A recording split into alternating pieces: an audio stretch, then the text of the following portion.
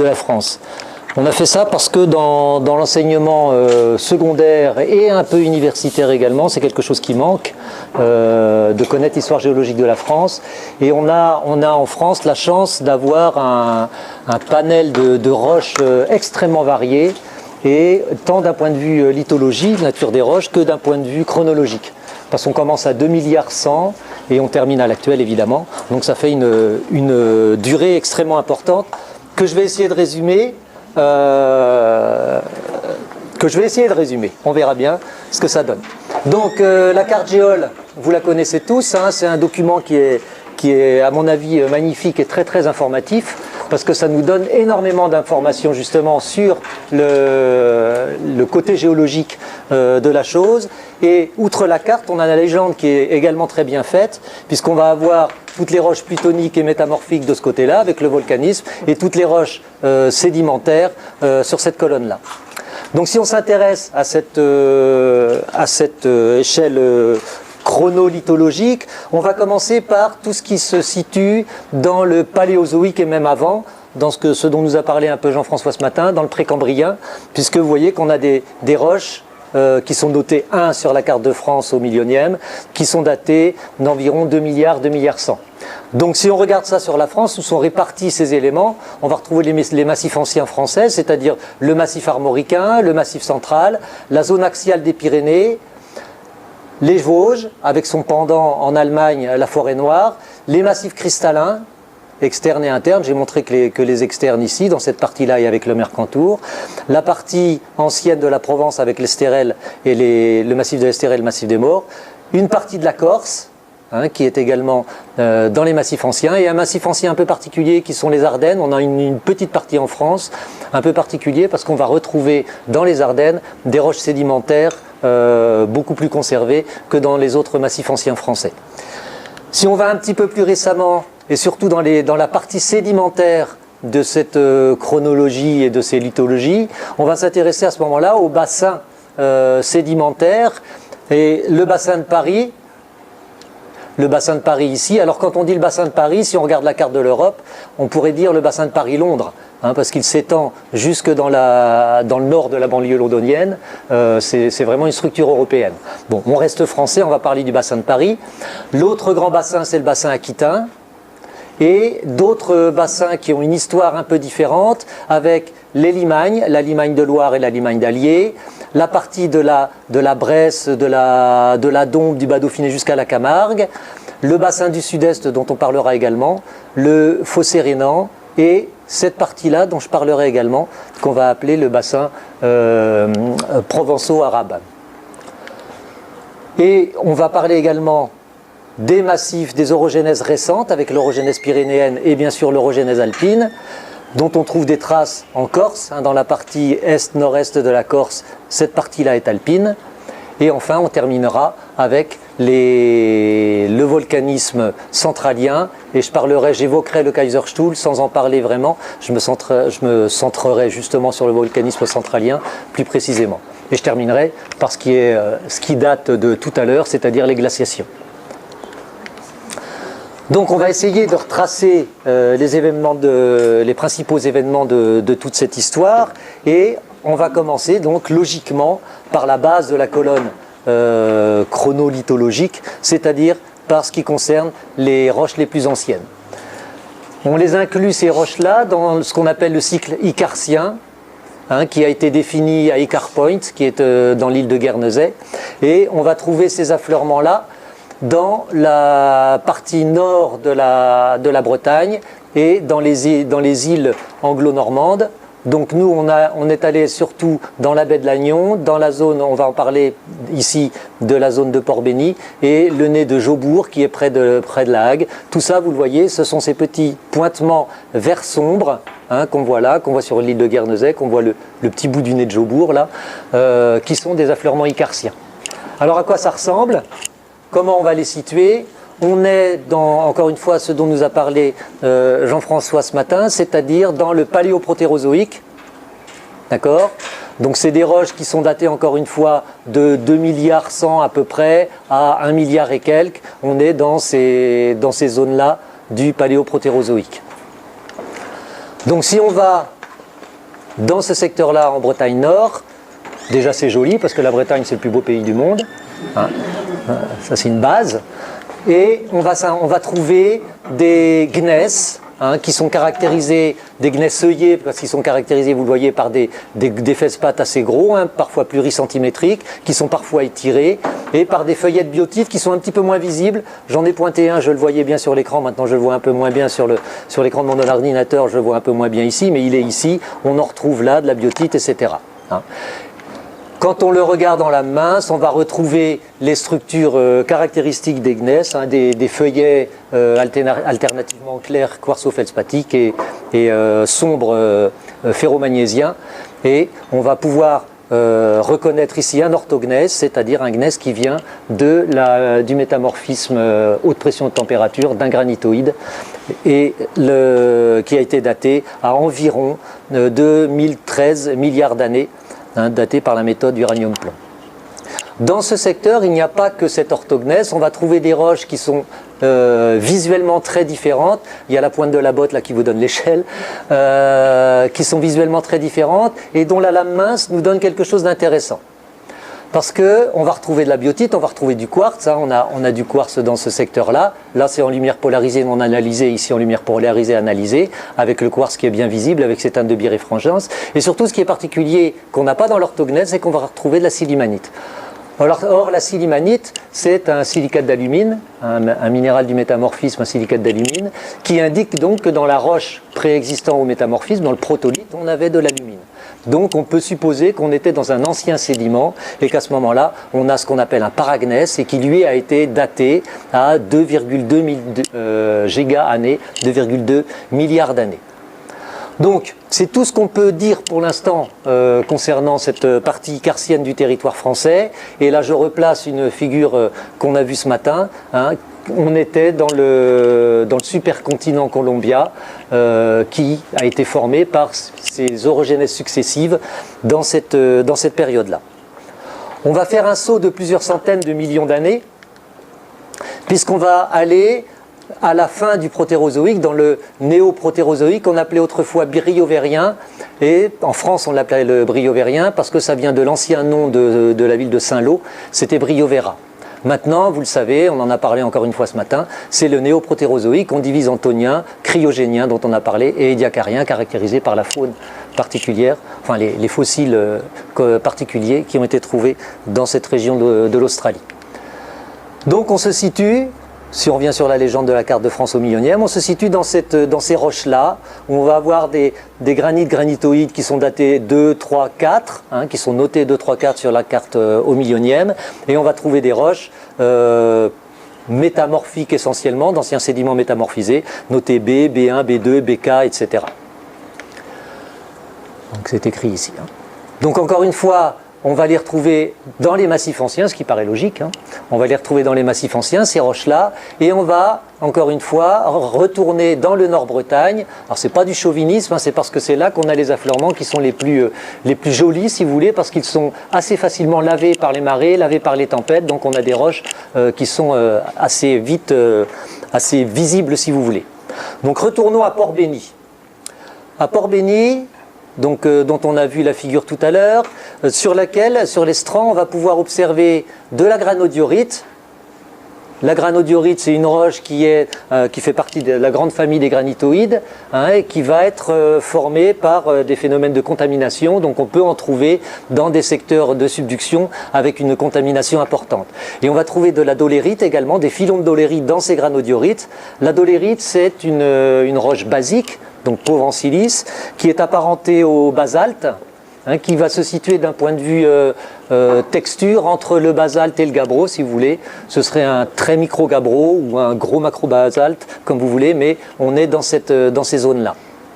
Et ces roches-là sont datées à 615 millions d'années environ. Donc vous voyez, on a fait un saut assez important de plusieurs centaines de millions d'années parce qu'on n'a pas d'argument pour parler de ce qui se passe entre l'Icartien et ce qu'on va appeler le cycle cadomien sur le territoire français.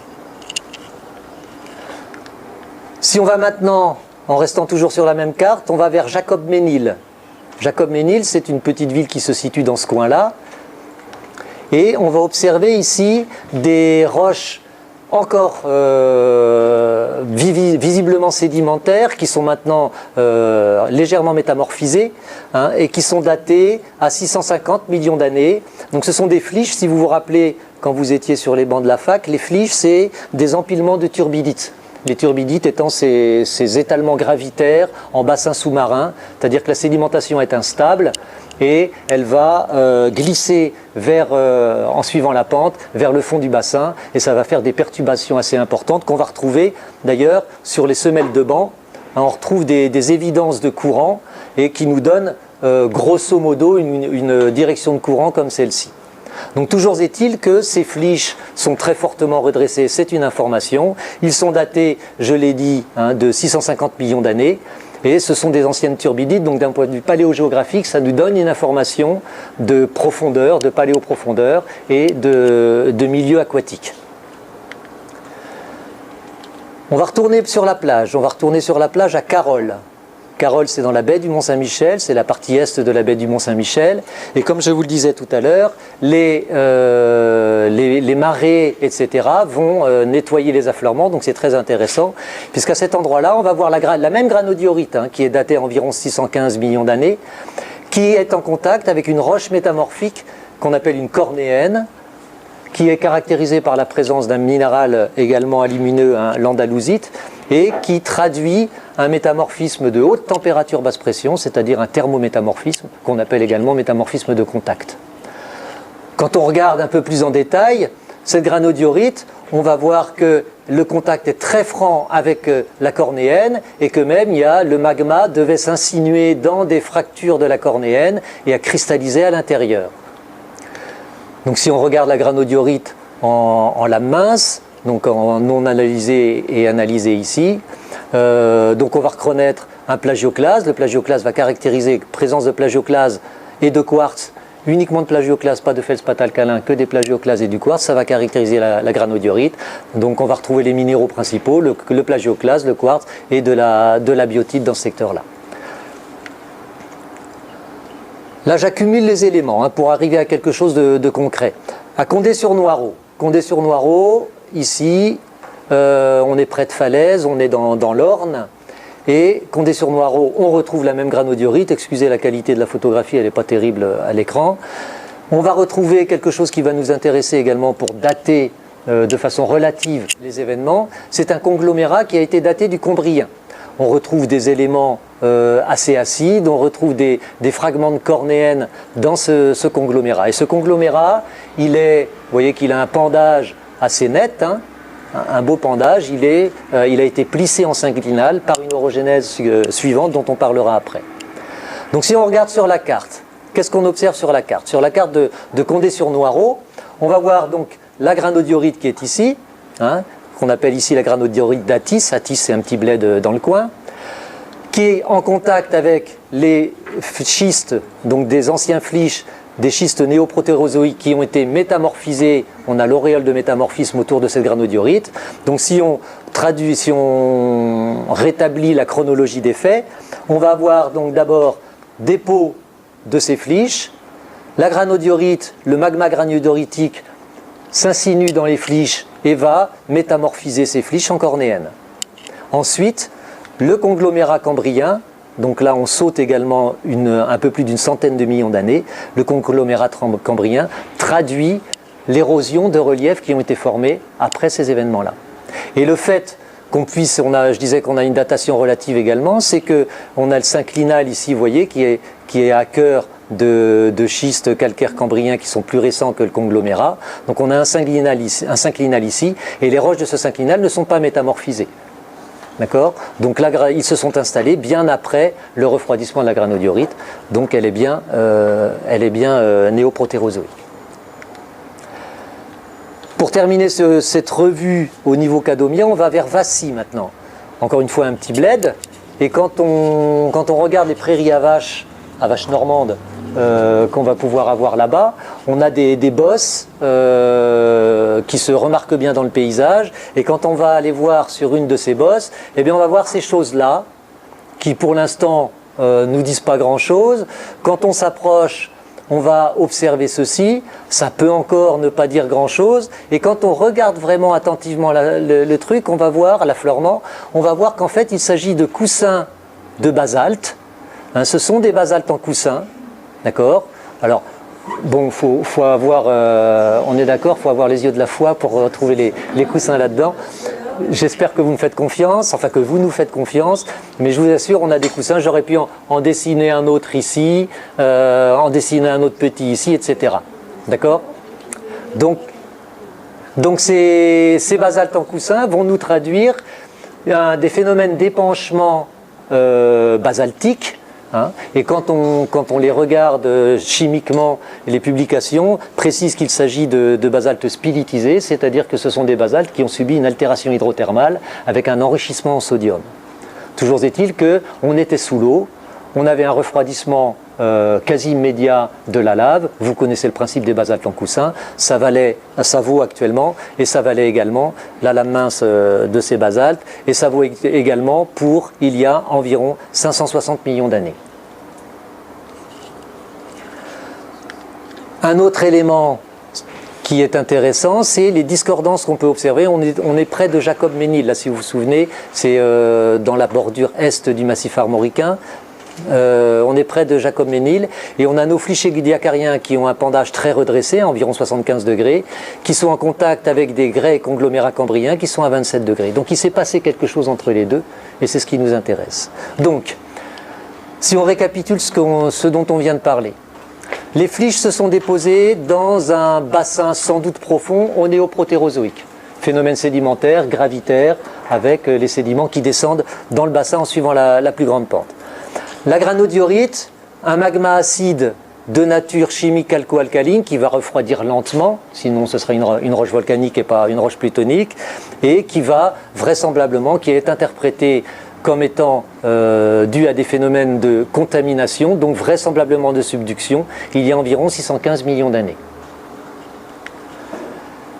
Cette granodiorite va métamorphiser les flysch en cornéennes, on en a parlé, c'est du thermométamorphisme, et on va avoir plissement des dépôts néoprotérozoïques, hein, qui sont fortement redressés, qui sont discordants avec le conglomérat cambrien, 75 degrés, 27 degrés, c'est la diapo qui précédait.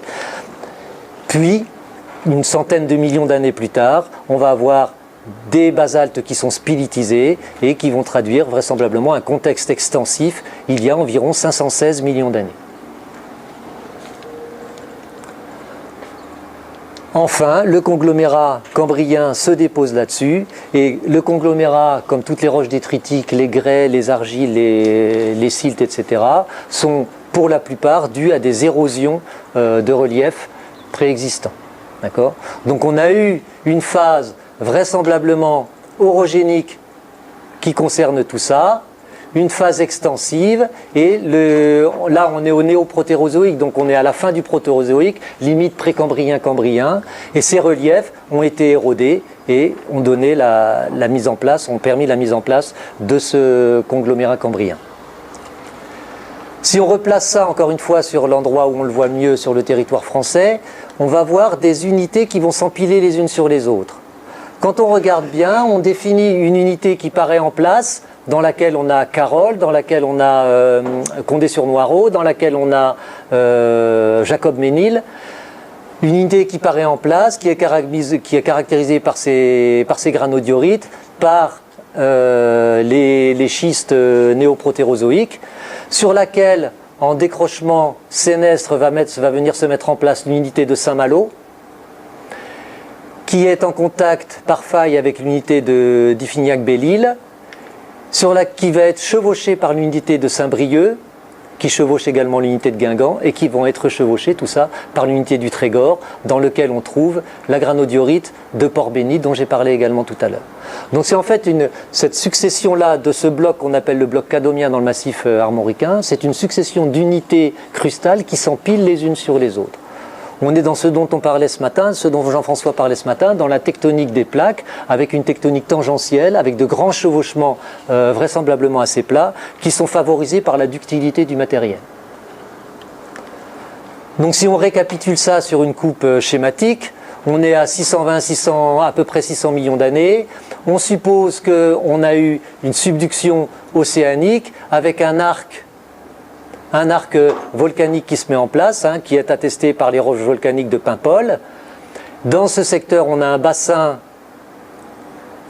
marin qui, en tout cas, largement aquatique, hein, donc très vraisemblablement marin, qui se met en place dans ce secteur, qui est attesté par la mise en place de ces sédiments qu'on appelait bryovériens, néoprotérozoïques maintenant, les flysch dont j'ai parlé. La contrainte va s'exercer avec le Trégor qui va chevaucher les unités qui sont un peu plus au sud. L'unité de Saint-Brieuc va devenir très subsidante. La subduction se poursuit un peu plus, dans le côté sud, hein, avec un prisme d'accrétion dont je n'ai pas parlé mais qui se situe sur l'unité de Fougères. Ces phénomènes de subsidence liés à la subduction vont générer des phénomènes volcaniques qu'on observe à Saint-Brieuc. La contrainte se poursuit encore, on est à 560 millions d'années à ce moment-là. Le bassin est inversé, donc là on n'est plus du tout en subsidence, on est en phase de compression du bassin. On a vraisemblablement la lithosphère océanique qui se détache et qui plonge dans la sténosphère de l'époque. Et on termine avec la fin de la compression, avec des phénomènes de fusion partielle et de remontée de tous les batholithes acides qui vont former tous les granites et granodiorites tardicanobiens qu'on peut observer. Tout ça forme des reliefs et ces reliefs ont été érodés, très vraisemblablement attestés par le conglomérat qu'on peut observer dans le Cambrien. Et d'ailleurs, le Cambrien en France est une époque qui est caractérisée par un détritisme très puissant, très abondant. Donc on peut supposer qu'on avait des reliefs vraisemblablement assez élevés dans ce secteur français. Et quand on parle de l'orogénèse cadomienne, on est franco-français, on peut parler de l'orogénèse panafricaine, puisque le Gondwana était soumis à ce moment-là à une orogénèse en même temps, si vous voulez. Donc l'orogénèse cadomienne, c'est une partie française de l'orogénèse panafricaine. Quand on replace ça sur une zone un peu plus vaste, on se situe dans ce secteur-là et les arguments qu'on peut avoir montrent une contrainte qui, vous le voyez, est orientée nord-nord-ouest, sud-sud-est pour le territoire français à peu près. Donc maintenant on va passer, on a commencé à voir des extensions qui étaient datées de 500 et quelques millions d'années, donc on est passé dans les temps phanérozoïques, on est vers la fin du Cambrien, le début de l'Ordovicien, et on va s'intéresser à ce qui se passe du Cambrien au Siluro-Dévonien. Donc on va parler à ce moment-là du cycle éovarisque, qu'on pouvait appeler autrefois cycle éo-hercynien, mais on préfère le terme varisque pour uniformiser les langages, si vous voulez, les termes qu'on utilise. On se situe où? On se situe dans ce secteur-là, dans cette date-là. Hein, vous voyez, Cambrien, Ordovicien, Silurien, Dévonien, Carbonifère. Hein, le phanérozoïque est tout représenté ici. Donc on se situe ici et on va observer, encore une fois, on va aller sur le territoire français et plus particulièrement dans la zone armoricaine. On va observer des roches magmatiques qui sont très abondantes entre 490 et 450 millions d'années, qui sur la légende et sur la carte sont des granitoïdes notés 6 à 7, et qu'on va trouver sur le territoire français, particulièrement dans la presqu'île de Crozon. Alors quand on va à Crozon, il y a plusieurs points qui sont intéressants. L'anse de Camaret, on en parlera tout à l'heure. La plage du Verriard, j'en parlerai pas parce que ça nous entraînerait trop loin. J'ai parlé de la pointe de l'Ostmar et de Rozan et de la plage de la Berre. Si on commence par ce secteur-là, quand on va sur la plage de la Berre, eh bien on observe ce type de roches qui sont en permanence battues par les vagues, donc qui peuvent être assez friables, qui sont très oxydées et qui contiennent, vous le voyez, on dirait une brèche. Hein. On a une brèche, on a des éléments anguleux qui sont pris dans une matrice, c'est la définition de la brèche. La brèche, elle peut être tectonique, elle peut être volcanique, elle peut être sédimentaire. Quand on regarde ces brèches et qu'on regarde les éléments qui les composent, on pense, pour ceux qui ont la chance d'aller en Islande, à ce qui se passe du côté de l'Askja. L'Askja, c'est un grand volcan avec une caldeira énorme en Islande et qui présente ce type d'affleurement, et on va parler de hyaloclastite, c'est-à-dire des éruptions qui se produisent sous une tranche d'eau relativement peu importante et qui va faire ce qu'on appelle des éruptions cypressoïdes. Les géologues sont des poètes, donc ils voient dans les éruptions qui sont manifestées dans ce cas-là des cyprès. Vous voyez la forme des cyprès, hein, donc des éruptions cypressoïdes. Quand je vous dis qu'on est des poètes. Donc quand on regarde le détail de ces éléments, eh bien on va trouver des choses assez intéressantes. On va trouver en contact, qui est assez rare finalement dans les roches volcaniques, en lumière polarisée non analysée et analysée ici, on va trouver un verre, ça c'est normal, du pyroxène, c'est assez normal, et de la calcite. Donc là c'est un petit peu plus étonnant. La présence de cette calcite va nous donner des éléments déjà d'interrogation et puis des éléments de compréhension de la mise en place de ce type de roche volcanique, donc de la paléogéographie qu'on va pouvoir en déduire. On va du côté de Rozan. Je vous rappelle, je croyais que je l'avais mis, voilà, on reste là, hein, on était sur la plage, là on rentre un tout petit peu dans les terres et on va donc du côté de Rozan. Et là, ce qu'on observe, c'est assez intéressant également, on a un calcaire ordovicien supérieur à crinoïde et coraux, et dans ce calcaire ordovicien, on va trouver des coussins de basalte à nouveau, des basaltes en coussin. C'est du bon basalte, hein, il n'est pas très spilitisé, on le reconnaît très bien, et on voit des coussins qui sont intercalés dans les bancs de calcaire à coraux. Hein, vous voyez, on voit des tabulés ici, des coraux tabulés, caractéristiques du Paléozoïque.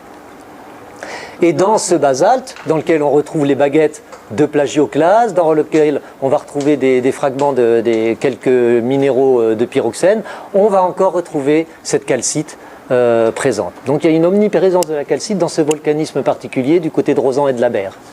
Comment on va l'interpréter? Pour ça, on va aller du côté de l'Ostmar, ici. La pointe de l'Ostmar, c'est ces deux dents là qui sont ici en noir. Et quand on les regarde, et qu'encore une fois on est allé au Chenaillet ou on est allé sur le Viso ou quelque chose, eh ben, la pointe de l'Ostmar, c'est un empilement, et là je pense que vous me croyez davantage, c'est un empilement de coussins de basalte. Et ce qui est particulier ici, c'est que vous pouvez voir qu'on a des zones blanches, très blanches, entre ces coussins de basalte, c'est de la calcite. D'accord? Donc qu'est-ce que ça nous donne, ça, comme information? Ça nous donne comme information qu'on a eu un magmatisme basaltique, qui s'est mis en place dans un bassin marin. Pourquoi marin? Parce qu'on a des crinoïdes et qu'on a des coraux, à l'ordovicien, à relativement faible profondeur. Pourquoi faible profondeur? Parce qu'on a des hyaloclastites. D'accord? Et que le calcaire qui était présent, la boue calcaire qui se déposait dans cet environnement marin de relativement faible profondeur ici, eh bien cette boue calcaire a été mélangée à la lave qui arrivait et a cristallisé en calcite dans la lave, entre les coussins, etc. Donc on a un environnement de relativement faible profondeur dans un contexte extensif marqué par le magmatisme basaltique. Donc ces roches se mettent en place à Crozon, et on verra également ailleurs, hein, dans un contexte marin, il y a environ 445 millions d'années, on est à l'Irne ancien, on est à l'Ordovicien. Hein, faible tranche d'eau, hyaloclastite, je vous en ai parlé. J'ai pas vu tout ça, enfin on l'a vu avec Annabelle, sauf l'Espagne, mais le magmatisme cambro-ordovicien, il n'est pas présent qu'à Crozon. Je vous l'ai montré à Crozon parce que les arguments sont assez marquants. Hein. Mais il est présent également dans le Limousin. On a des complexes ophiolitiques de type l'erzolite ophiolite type qui sont datés du cambro-ordovicien. On a du magmatisme cambro-ordovicien dans le Massif central. On a du magmatisme basique dans les Cévennes et dans l'Albigeois. Dans les massifs cristallins externes comme à Beldon, si vous connaissez les ophiolites de Champs-Rousse. Hein, c'est des ophiolites qui sont datés de la même période, qui sont datés d'environ 497 millions d'années, d'une origine d'abord continentale, puis elles deviennent franchement océaniques. Hein, c'est Stéphane Guillot de Grenoble qui m'en a parlé. Elles deviennent franchement océaniques avec le complexe ophiolitique de Champs-Rousse. On va retrouver des épisodes volcaniques à la base du Silurien, et on va retrouver également en Espagne, dans la zone d'Ossa Morena, des épisodes volcaniques tout à fait semblables. Pourquoi en Espagne? Parce que l'Espagne n'avait pas du tout la même place qu'elle a actuellement. À cette période-là, on en reparlera quand on parlera de l'eurogenèse pyrénéenne ce soir. Le magmatisme cambro-ordovicien donc traduit un contexte extensif sur le territoire français à cette époque-là. D'un point de vue sédimentaire, à cette époque-là également, on va trouver des trilobites, donc on est bien dans un milieu marin, ça confirme le milieu marin. Là on est dans l'anse de Camaret, toujours sur la presqu'île de Crozon, et on va observer également ces affleurements qui sont pour nous sédimentologues, logistes, je ne sais plus, qui aimons bien la sédimento. C'est assez intéressant parce que vous vous rendez compte que là on a des rides de houle, donc les rides de houle de Jean-François ce matin étaient assez excitantes, mais celle-là aussi, ça veut dire que on est à l'Ordovicien. On avait des vagues, on avait des marées, on avait des tempêtes, donc c'est assez drôle de voir que c'est extrêmement bien conservé dans ce secteur. Le grès armoricain, c'est un grès qui s'étend pratiquement du Maroc jusqu'à l'Angleterre. On a un épandage sableux, hein, je parle de avant qu'il ait été diagénisé en grès, on a un épandage sableux absolument gigantesque du Maroc jusqu'à l'Angleterre. Donc le cycle éovarisque, ce n'est pas un cycle qui concerne uniquement Crozon ou uniquement la France, c'est un cycle qui concerne une grande partie des zones circum-françaises si vous voulez. Et ce grès, c'est un grès très très cimenté, très dur, hein, on le voit en détail ici. C'est devenu une quartzite ensuite par métamorphisme. Donc l'étude de ces roches sédimentaires va nous montrer qu'au Cambrien, on en a parlé tout à l'heure, érosion des reliefs cadomiens avec le conglomérat et la nature essentiellement détritique du Cambrien sur le territoire français. L'Ordovicien, on a une transgression qui se développe, qui s'était développée au Cambrien avec des arrivées de matériel carbonaté au Cambrien, poursuite de la transgression sur la marche continentale, et au Silurien, des bassins de plus en plus profonds qui sont attestés par des schistes à graptolites. Je ne sais pas si vous vous rappelez, les graptolites sont ces espèces de chaux, ces espèces de traits sur la roche qui ressemblent à rien, qu'on ne sait pas trop où mettre. Bon, il y en a quand même qui ressemblent à quelque chose, mais et qu'on attribue aux zones marines relativement profondes. Donc pendant cette période, du Cambrien au Silurien, on a une transgression de plus en plus importante avec un approfondissement des dépôts. Donc on est sur la marge nord-gondwanienne, d'abord extensive de l'Édiacarien jusqu'à l'Ordovicien, et on est très vraisemblablement dans les épisodes d'ouverture de l'océan Réique qui va séparer la microplaque Avalonia et la marge nord-gondwanienne, puis on va ouvrir ensuite l'océan médio-européen ou océan centralien ou océan moldanubien, enfin il a plusieurs noms, je retiens le nom d'océan médio-européen, qui vont ensuite se refermer, et à ce moment-là on va parler d'un autre cycle qui va se développer, j'en parlerai tout à l'heure. Si on s'intéresse maintenant au métamorphisme, parce qu'on a vu du magmatisme, on a vu du sédimentaire, on va s'intéresser maintenant aux arguments qui sont apportés par les roches métamorphiques. Encore une fois, on va aller là. Alors je ne suis pas un sniper, donc je ne suis pas très précis, mais là, hein, on va aller à Groix, d'accord ? Sur l'île de Groix, qui est ici, deux secteurs nous intéressent, hein, au nord-ouest de Portudie et à la Pointe des Chats. On va aller à la Pointe des Chats et on observe ceci. Déjà c'est joli, hein. Et puis qu'est-ce qu'on voit là-dessus? Eh bien, on voit du grenat, on voit du glaucophane et on voit de l'épidote en beige. Et ces minéraux attestent d'un métamorphisme de haute pression, basse température, et daté à environ 440 à 400 millions d'années. Haute pression, basse température, je ne vous fais pas un dessin, on est dans un contexte de subduction. Si on reste dans le massif armoricain, qu'on va un petit peu plus au sud, sud-est, on va vers Champtoceau, et on va en particulier dans la carrière de la Gerbaudière, à Philbert de Bouenne, je crois le terme, donc une carrière, vous voyez, qui est assez étendue. Et cette carrière livre des éclogites. Des éclogites, et on peut reconnaître ici de l'omphacite, qui est un pyroxène. Vous reconnaissez les grenats facilement. Et si on ajoute de l'eau à tout le système, on va former ce qu'on appelle de la chélifite, c'est-à-dire la couronne réactionnelle qui entoure les grenats. Vous voyez, pratiquement tous les grenats sont entourés de noir. On va parler de texture coronitique, ça vous rappelle peut-être quelque chose. Une texture coronitique en couronne, hein. Et cette kélifite, c'est de la hornblende et de l'albite, et ça atteste de la remontée vers la surface de l'éclogite. L'éclogite se forme à forte profondeur, mais si on l'a en main, c'est qu'elle est remontée. On n'est pas descendu à 80 ou 100 km de profondeur pour la chercher, elle est remontée. Et pendant sa remontée, elle peut être hydratée, et s'il est hydraté, il y a réaction entre l'omphacite et le grenat qui va donner de la kélifite. Bref, on a de l'éclogite. Cette éclogite est datée à environ 430 et quelques millions d'années, 430-440 millions d'années. Elle atteste d'une température atteinte qui se situe aux alentours de 700 degrés, une pression de 20 kilobars, donc une profondeur d'environ 60 à 70 km. On est toujours à ce moment-là dans un contexte de subduction, et vous voyez qu'on est dans des âges qui correspondent à peu près à ce qu'on avait pour l'île de Groix. Donc on a une subduction, et cette subduction, elle n'est pas encore une fois que dans le massif armoricain, elle est dans le Haut-Allier où on trouve des éclogites, elle est donc dans le massif armoricain où on trouve les schistes bleus, les éclogites et les péridotites. Dans le massif central, on a des protolithes, des éclogites, et ces protolithes, donc la roche avant le métamorphisme, c'était des basaltes, basalte alcalin ou mid-océanic ridge basalte, des morbes.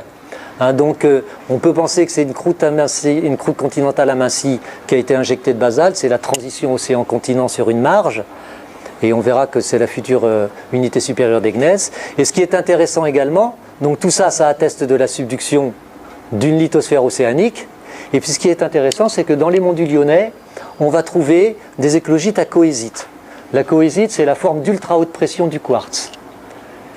Si on a suffisamment de quartz dans une roche pour qu'elle est soumise à ultra haute pression, c'est que c'est une roche continentale. Dans un basalte, dans un manteau, il n'y aura jamais suffisamment de quartz. Dans le manteau, il n'y en a pas. Dans le basalte, c'est plus du basalte s'il y en a. Donc pour qu'il y ait du quartz, c'est qu'on a une lithosphère continentale qui est entrée en subduction. Donc si vous suivez le processus, on a une ouverture cambro-ordovicienne à peu près, qui dure encore un petit peu pendant le Silurien, subduction qui s'amorce, qui se poursuit jusqu'au faciès éclogite et qui entraîne avec elle la lithosphère continentale. Attestée donc par ces ultra hautes pressions de cohésite, enfin avec la cohésite du mont du Lyonnais, et ultra haute pression également qu'on retrouve dans le Limousin, avec une pression estimée à 29 kilobars, donc on est aux alentours de 80 km de profondeur, voire un petit peu plus, et environ 600-700 km, 600-700 degrés, et qui est daté toujours dans les mêmes âges, si vous voulez, vers 400 et quelques millions d'années. Donc si on récapitule, ouverture océanique cambro-ordovicienne, la subduction elle est ordovico-silurienne à peu près, et on a une collision et une subduction continentale qui est siluro-dévonienne. Donc, on a fermeture d'un océan. Mais alors, où est-ce qu'on va trouver la trace de la fermeture de cet océan? Est-ce qu'on va pouvoir retrouver l'océan, ou en tout cas la trace vraiment de la fermeture? Quand on regarde sur le territoire français, on va aller dans le sud du massif armoricain. On va bientôt quitter le massif armoricain, rassurez-vous. On est dans le sud du massif armoricain, dans ce secteur-là, et on va en particulier suivre une faille qui apparaît pas forcément importante. Là, je l'ai surligné sur la carte de France au millionième, sur un extrait de la carte, qui apparaît pas forcément importante sur le terrain, mais qui est très très importante d'un point de vue tectonique, puisqu'elle est attestée comme étant la suture éovarisque. Donc ici, la faille de Nord-sur-Erdre, qu'on va suivre en sismique dans le bassin de Paris, elle est décalée par le sillon houillé, on la retrouve ici, et on la retrouve dans les Vosges, c'est la faille de l'Allée-Lubine, qui montre la fermeture de l'océan centralien. Quand on regarde, quand on essaie de reconstituer les événements, donc on a un océan centralien ou médio-européen entre le Gondwana et l'Armorica. On suppose qu'on avait un arc volcanique. On n'en trouve plus trace, on n'en trouve que des olistolites. Les olistolites sont des blocs de roches qui tombent dans un bassin sédimentaire. Et ces olistolites sont des andésites, ce sont des fragments de roches volcaniques calco-alcalines et qui sont datés de la même période, de 400 et quelques millions d'années. Donc ça va bien avec l'hypothèse, si vous voulez. Donc là, les schistes bleus, les éclogites attestent de la subduction d'une lithosphère océanique. 430-410 millions d'années, la cohésite et l'ultra haute pression du Limousin attestent d'un début de subduction continentale. 390 millions d'années, on suppose qu'on a de l'ultra haute pression qui est atteinte ici, encore une fois cohésite et ultra haute pression du Limousin. Donc fermeture du bassin arrière-arc, subduction de l'entrée en subduction de l'arc volcanique, et donc il va disparaître. Et on a la fermeture totale de cet océan médio-européen, et qui est attestée par la faille de Nord-sur-Erdre, qu'on va retrouver du côté d'Ancenis, par exemple, dans le massif armoricain. Donc ça, c'est ce qu'on appelle le cycle éovarisque. D'accord ? L'orogénèse varisque, on va le voir, est une orogénèse qui est vraiment polyphasée, et ici, c'est une de ses premières phases. Donc la suite, qu'est-ce qui va se passer ensuite ? Cette fois-ci, on va monter évidemment dans l'échelle chronostratigraphique, et quand on monte dans l'échelle chronostratigraphique, ou sur l'échelle chronostratigraphique, on va se retrouver ici à la base du Dévonien, avec un Dévonien qui est pratiquement essentiellement détritique encore une fois. Donc détritisme très important. Si vous connaissez peut-être le terme du continent des vieux grès rouges, ça vous dit quelque chose. Il est très marqué en Écosse, il est très marqué en Angleterre. C'était une phase détritique très très importante. Et quand on va en Ardennes, on va observer ce poudingue. Poudingue parce que les blocs sont arrondis. Hein, c'est un conglomérat avec des blocs arrondis. S'ils étaient angulés, on parlerait de brèche sédimentaire. Donc ici, on a un poudingue, le poudingue de Fépin. Hein, la ville de Fépin est en Ardennes, qui est très puissant, très en épaisseur si vous voulez, et ça trimbalait des blocs de très grosse taille. Hein. Ce poudingue de Fépin, donc, on le trouve en Ardennes, et on va le trouver donc. Il va caractériser, avec les autres roches, il n'y a pas que lui, hein, je ne montre pas la totalité bien sûr, mais il va caractériser une période d'érosion des reliefs et de transgression, puisque toujours en Ardennes, on a des calcaires à éponge, en particulier le calcaire de Givet, on a des plateformes carbonatées dans les Pyrénées, des calcaires à tabulés, les tabulés sont des coraux dans le massif armoricain, donc on avait vraisemblablement non seulement une érosion des reliefs éovarisques et une transgression qui s'installait tranquillement sur ces reliefs en voie d'érosion. Les roches magmatiques, qu'est-ce qu'elles vont nous apporter? Pas très loin d'ici, on est sorti du massif armoricain, pas très loin d'ici, vers Nolay, on peut observer ceci dans une ancienne carrière, dans l'ancienne carrière de Nolay. On a ici ce qui caractérise une migmatite. Migma en ancien grec, ça veut dire mélange.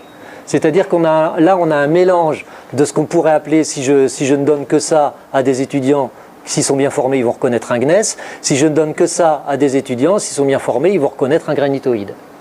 D'accord? Donc on a quelque chose qui a dépassé le solidus du gneiss et qui a commencé à fondre. Donc il y a des parties qui sont fondues, d'autres qui ne sont pas fondues. Tout ça s'est mélangé, c'est une migmatite. Donc, on a une migmatite à Nolay, on en a dans le Limousin, on en a en Vendée. Et ces migmatites, on va les interpréter de la façon suivante. On a eu, rappelez-vous, un trajet prograde antédévonien, donc avec une subduction continentale qui a amené des roches à des pressions, des roches continentales à des pressions très importantes. D'accord? C'est l'ultra haute pression dont on a parlé tout à l'heure. Ces roches vont remonter par phénomène tectonique, par compression, par phénomène isostatique, par rééquilibrage de la croûte de la chaîne de montagnes éovarisques. Et cette remontée va leur faire franchir un autre solidus, c'est-à-dire que là, on a migmatisation vers 380 millions d'années, 310-374, ici 387-383 millions d'années. On a un phénomène de fusion partielle de cette croûte continentale qui remonte, et c'est une fusion par détente adiabatique de la racine crustale éovarisque. Ça fait bien à dire dans un cocktail avec un verre à la main. Qu'est-ce que ça veut dire? Ça veut tout simplement dire que la racine crustale, elle est en déséquilibre isostatique. Une croûte continentale, c'est pas lourd. Ça a une densité à ces profondeurs-là, à ces pressions-là. Ça n'a pas une densité de 2,7, c'est un petit peu plus dense, c'est à 2,8, 2,82, quelque chose comme ça. Mais c'est dans un milieu où la densité est beaucoup plus importante. À 80 km de profondeur, on est dans le manteau, on est entouré, on a 2,8 de densité, on est entouré par du matériel 3,3. Donc on est en déséquilibre. Donc on n'a qu'une idée en tête, c'est de remonter. Tant que la pression existe, on ne remonte pas. À partir du moment où la pression qui génère la chaîne de montagne disparaît, le déséquilibre tend vers l'équilibre, et il y a une remontée de cette racine crustale, et comme elle est très chaude, à cette profondeur-là, il fait très chaud, elle remonte plus vite qu'elle ne refroidit, donc elle se détend, et ça entraîne la fusion. D'accord? Donc on a une fusion partielle de ce matériel-là par remontée adiabatique. Donc, on était ici, hein, on est monté dans le Dévonien supérieur. On va dans les monts du Lyonnais. Dans les monts du Lyonnais, dans la série de la Brévenne c'est une petite rivière qui coule dans ce secteur-là. Cette série-là, elle est datée à 380 millions d'années. Et on va à nouveau observer